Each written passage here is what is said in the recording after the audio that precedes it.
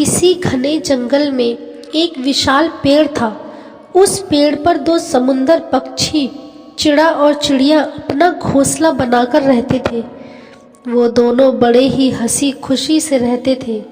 उन्हें कभी किसी बात का डर ना ही किसी बात का दुख था। कुछ दिन बाद चिड़िया ने 4 अंडे दिए और दोनों ने बड़े प्यार से उस अंडे की देखभाल करने लगे। एक दिन बहुत ही शक्तिशाली हाथी वहां पर आया।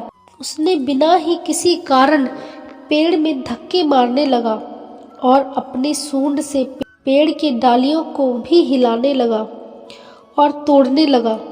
पेड़ पर बैठी चिड़ा और चिड़िया एकदम से डर गए और चींची कर चिल्लाने लगे।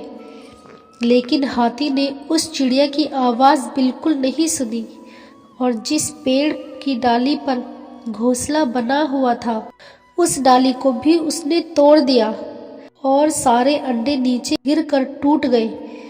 चिड़ा और चिड़िया ने तो उड़कर अपनी जान को बचा लिया, लेकिन अपने अंडे को नहीं बचा पाए।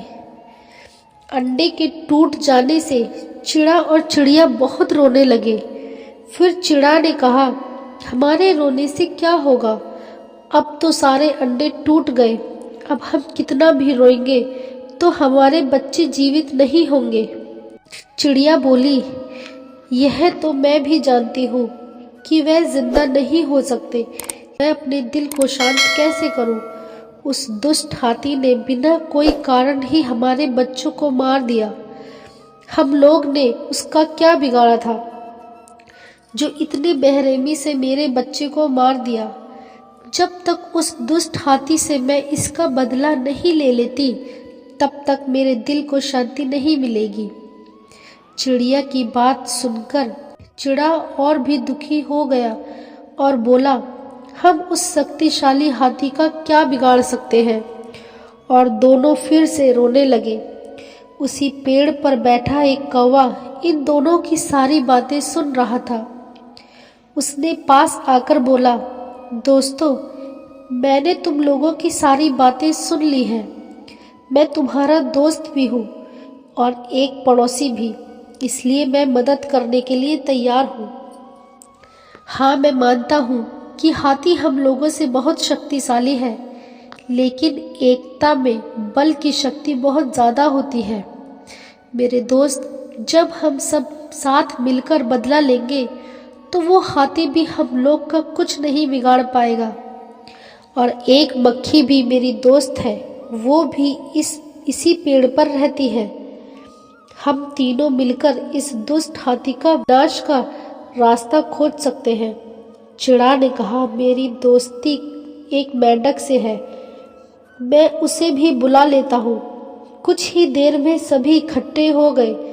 ये सारी बातें मेंढक को बताई गई। तभी उसने कहा, दोस्त, चिंता मत करो। एकता की शक्ति में बड़े बड़े राजाओं को धूल चटा दिया है।